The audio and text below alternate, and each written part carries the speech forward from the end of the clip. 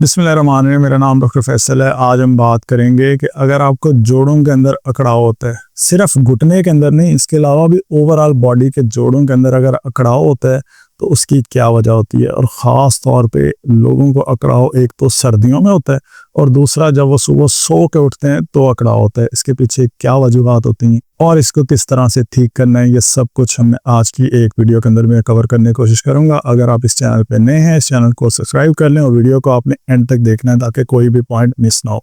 तो सबसे पहले है कि जोड़ों के अंदर अकड़ाव क्यों होता है, क्या इसकी वजूहात होती हैं। उसकी सबसे पहली वजह होती है कि अगर आपके जोड़ों के बीच में आर्थराइटिस का प्रॉब्लम हो। अच्छा, आर्थराइटिस बहुत सारी अकसाम का होता है, यानी ऑस्टियोआर्थराइटिस होता है, रूमेटॉइड आर्थराइटिस होता है। ये कॉमन ये दो हैं।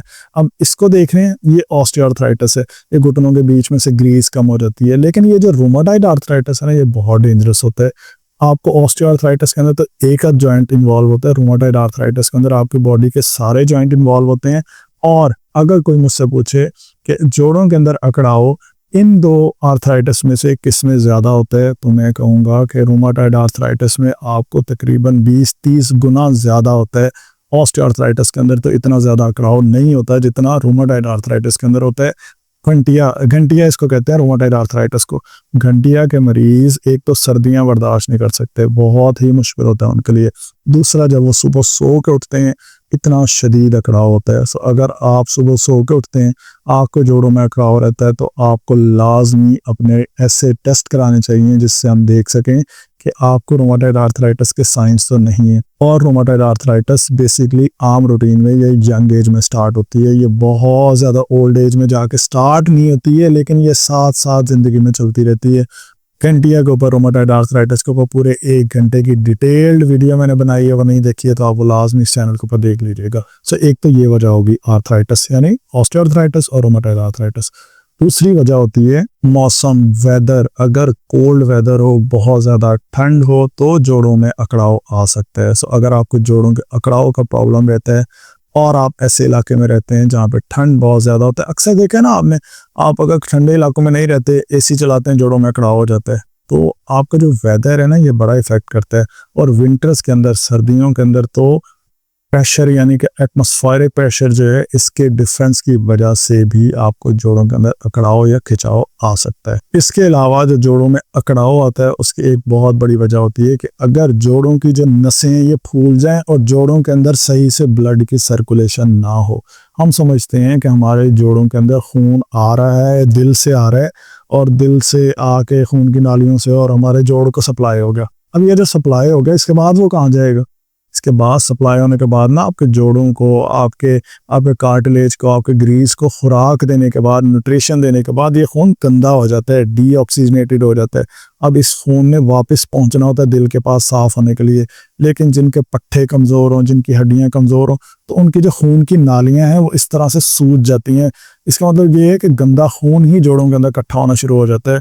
और इसके यहाँ पे इकट्ठा होने की वजह से खून तो होता है यहाँ पे, लेकिन उसमें ना ऑक्सीजन होती है, ना न्यूट्रिशन होती है, जिसकी वजह से आपको और ज़्यादा प्रॉब्लम होते हैं। इसका बेस्ट सोल्यूशन होता है कि आप एंकल एलिवेशन करके एंकल पंपिंग करें, यानी सीधे लेट के टांगे ऊंची करके फिर लेट जाएं। इसको मैंने ऑलरेडी डिटेल में कवर किया, घुटनों की ग्रीस वाली जो वर्जिशों वाली वीडियो है उसके अंदर, वो आप लाजमी देख लीजिए। तीसरी वजह क्या होगी? खून की सर्कुलेशन ना होना, ब्लड सर्कुलेशन गलत होना। इसकी वजह से आपको जोड़ों में अकड़ाव आ सकता है।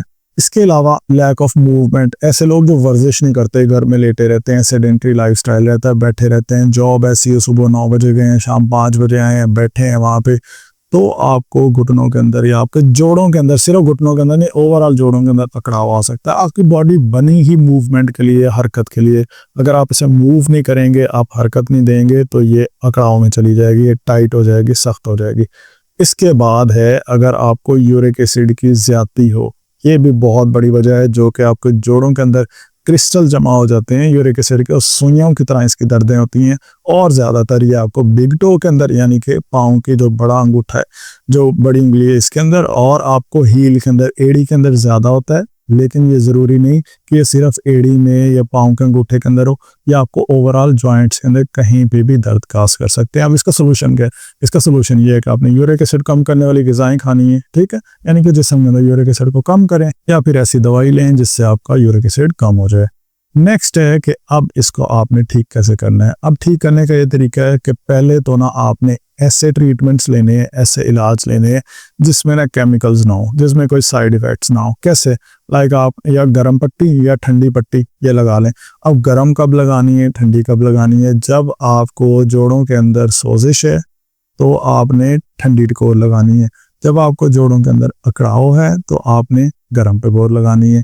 लेकिन जब आपके जोड़ों का प्रॉब्लम नया नया है तो ठंडी टिकोर लगानी है। जब आपके जोड़ों का प्रॉब्लम बहुत पुराना है तो गर्म टिकोर लगानी है। आपको समझ आइए, मिक्स ना कर लीजिएगा इस चीज़ को कि जब सोजिश हो, प्रॉब्लम नया हो, ठंडी टिकोर, अकड़ाव हो, प्रॉब्लम पुराना हो, गर्म टिकोर। ये तो दोनों का डिफरेंस आ। लेकिन कुछ लोगों को बहुत पुरानी दर्द होती है, लाइक साल हो गया, 1.5 साल हो गया, 6 महीने हो गए, 8 महीने हो गए, उनकी दर्द ना एक ही लेवल पे चलती जा रही है। लेकिन आज सुबह से 2 घंटे पहले से कोई ऐसी चोट लगी है या पता नहीं क्या हुआ है, आज दर्द ज्यादा है। ये जो आज दर्द ज्यादा है ना, ये नया प्रॉब्लम है। अब आपने गर्म टकोर नहीं करनी कि पुराने पे हमने गर्म टकोर करनी थी। ये जो अभी इंजरी हुई है ना, तो ये नई इंजरी हुई है, इस पे आपने ठंडी टकोर करनी है। आई होप सो कि आपको समझ आ गई होगी कि किस हालत में आपने ठंडी करनी है, किस हालत में आपने गर्म करनी है। अकड़ाव के अंदर गर्म टकोर रिकमेंडेड होती है। इसके अलावा आपने हल्की फुल्की एक्सरसाइजेज, वॉक, स्ट्रेचिंग एक्सरसाइजेज ये करते रहना है, क्योंकि ये आपके जिस्म के अंदर, आपके जोड़ों के अंदर खून की रवानी के लिए बड़ा इंपॉर्टेंट है। लोग क्या गलती करते हैं, सबसे बड़ी गलती, घुटनों में दर्द है ना, डॉक्टर ने कहा है कि आपने रेस्ट करना है, नमाज नहीं पढ़नी, वॉशरूम आपने कमोड पे बैठना है। अब रेस्ट का मतलब ये नहीं है कि आप बिस्तर पे लेट जाएं और कोई एक्टिविटी नहीं करनी है। अगर आपको घुटनों में दर्द का प्रॉब्लम है तो कम से कम कोई पानी की बोतल लेके अपने बाजू के ऊपर फ्लेक्शन एक्सटेंशन करें, अपने कंधे को ऊपर नीचे मूव करें, अपने गर्दन को मूव करें, उठ के बैठें, नीचे लेके जाएं, पाँव पे, टखने पे एंकल पंपिंग करें। लाइक सिर्फ घुटने को रेस्ट दे दें। लाइक अगर फर्ज करो मेरे इस जोड़ के अंदर दर्द है, अब इसका मतलब डॉक्टर ने मुझे कहा है कि जी रेस्ट करना है आपने। इसका मतलब ये नहीं है कि मैंने अपने घुटनों को भी मूव नहीं करना है, अपनी कमर को भी मूव नहीं करना है। ये सबसे बड़ी प्रॉब्लम होती है। हमारे क्लिनिक पे पेशेंट आते थे, उनका प्रॉब्लम हुआ था, एल्बो का फ्रैक्चर हो गया था, कोहनी का फ्रैक्चर हो गया था और उनका ऑपरेट हुआ। डॉक्टर ने कहा कि आपने ना अपना रेस्ट करना है, इस ऑपरेशन के ना इस चीज़ को, हड्डी को पकने का टाइम देना है। अब उन्होंने इतना रेस्ट किया कि वो महीने के बाद हमारे क्लिनिक पे आए कि अब पोस्ट ऑपरेटिव थेरेपी होनी है उनका, हमने एल्बो को खोलना है। तो जब मैंने वो चेक किया, एल्बो जब मैंने चेक की तो उनका कंधा जाम हुआ था। लाइक उन्होंने अपने कंधे को भी संभाल के रखा था, जो कि बिल्कुल ठीक था।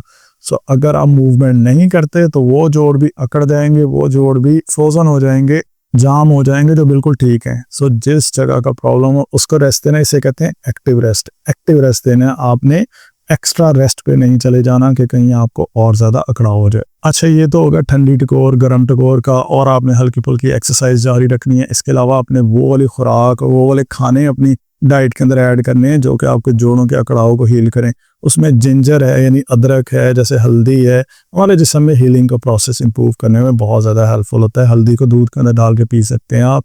इसके अलावा जिंजर को लें, ये नेचुरल एंटीबायोटिक है, आपके जिस्म के अंदर बहुत ज़्यादा आपको फ़र्क फील होगा। इसके अलावा जो आपको दवाइयाँ आपको डॉक्टर्स ने रिकमेंड की हैं उनको फॉलो लाजमी करना है। लाइक अगर आपको यूरिक एसिड की वजह से है तो आपको डिफरेंट मेडिसिन दी गई होंगी, या अगर आपको मैग्नीशियम पोटाशियम की कमी है तो उसके रेलिवेंट आपको वाइटामिन और आपको मिनरल्स दिए गए होंगे। तो आपने वो अपने खानों के अंदर, अपनी डाइट के साथ साथ अपनी ये मेडिकेशंस भी कंटिन्यू रखनी है। इसके अलावा अपनी बॉडी के अंदर पानी की कमी नहीं होने देनी, क्योंकि पानी की कमी हो जाए ना तो ये जोड़ों में भी डायरेक्टली आपके पानी की कमी कर देती है, यानी कि साइनोवियल फ्लूइड भी कम हो जाता है, जिसकी वजह से जोड़ों के अंदर बहुत ज़्यादा अकड़ाव होता है। सो आपने डिहाइड्रेशन नहीं होने देनी, और इसके अलावा अपनी खुराक को, बैलेंस डाइट को मेंटेन करके रखना है, ताकि आपके पट्ठों को भी, आपके जोड़ों को भी प्रॉपरली खाना मिलता रहे और इसके अंदर अकड़ाव ना हो। बाकी अगर आपने देखना है कि पट्ठों में कमजोरी में कौन से खाने खाने चाहिए, हड्डियों की कमजोरी में कौन से खाने चाहिए, घुटनों की ग्रीस के लिए कौन से खाने खाने चाहिए, इस पर ऑलरेडी बड़ी डिटेल्ड वीडियोस मौजूद है। आप चैनल को विजिट करें, वो लाजमी वीडियोस देख। अगर फिर भी आपको समझ नहीं आ रही कि आपके जोड़ों के अंदर ये जो अकड़ाव हो रहा है इसके पीछे क्या वजह है, तो आप अगर मुल्तान से हैं, मुल्तान के नज़दीक किसी शहर से हैं, तो आप मेरे क्लिनिक पे विजिट कर सकते हैं। और अगर इसके अलावा अगर किसी और शहर से हैं, दूर से हैं, तो आप व्हाट्सएप पर रब्ता करके मेरे साथ वीडियो कंसल्टेशन कर सकते हैं, जिसमें आप अपने सारे अपने फाइल्स और टेस्ट वगैरह दिखा सकते हैं। मैं उसके अकॉर्डिंग आपको असेस कर लूँगा और आपको गाइड कर दूंगा कि आपको क्या करना चाहिए। वीडियो कंसल्टेशन पेड होती हैं। बाकी अगर आपको कोई क्वेश्चन है नीचे कमेंट्स में पूछ सकते हैं। चैनल पे नए, चैनल को सब्सक्राइब करें। Thank you so much for watching this video.